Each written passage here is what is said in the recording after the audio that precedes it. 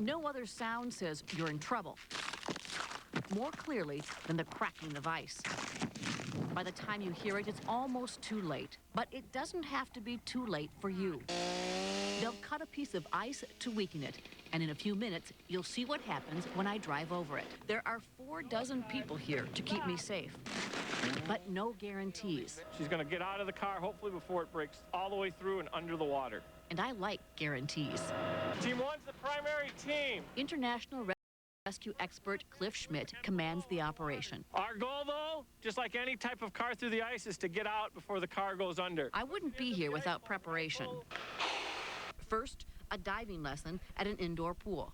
If you can't get out, then as the car starts to sink, you're just going to go right to this.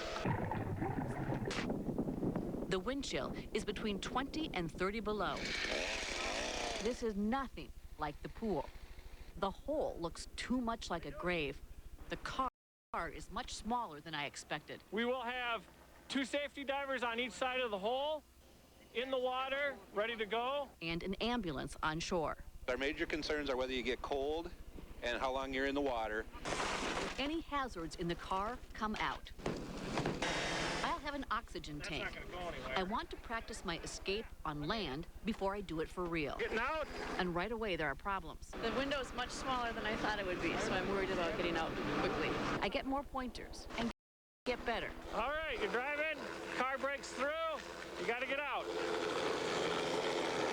Good. All right.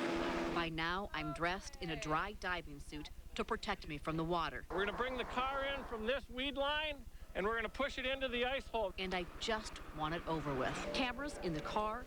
So we can see what's going on with the operator of the vehicle. Underwater and in the air. 9 different angles in all. If we make the decision that you can't get out, something happens, you're getting your foot hung up on something, you can't get out, and you're going to ride it down. Okay. Grab onto the wheel with both hands, Okay. push yourself tight against the back, keep your head behind the A post or the B post, and then ride it down. The diver will be right on that side of you. I'm afraid I'll panic.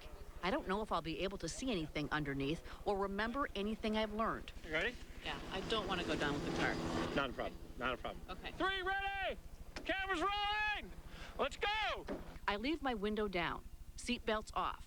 The seat is pushed way back and the steering wheel up, giving me more room to work in. I hear it first, then feel the car lurch from every angle.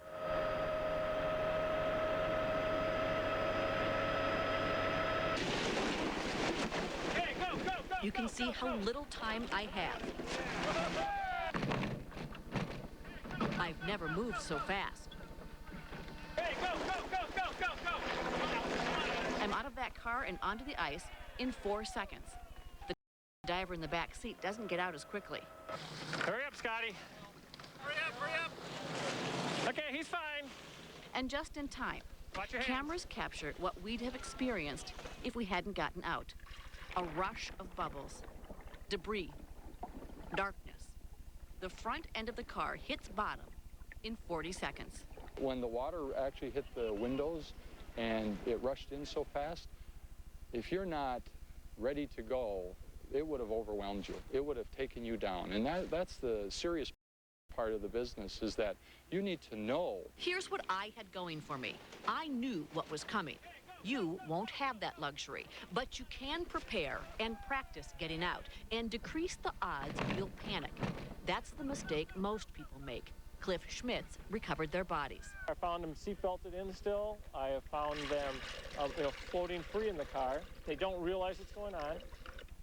They're either still seatbelted in, they're taking too much time, and once that car starts to go, it is very dramatic. Dramatic and disorienting. These murky pictures make one thing clear.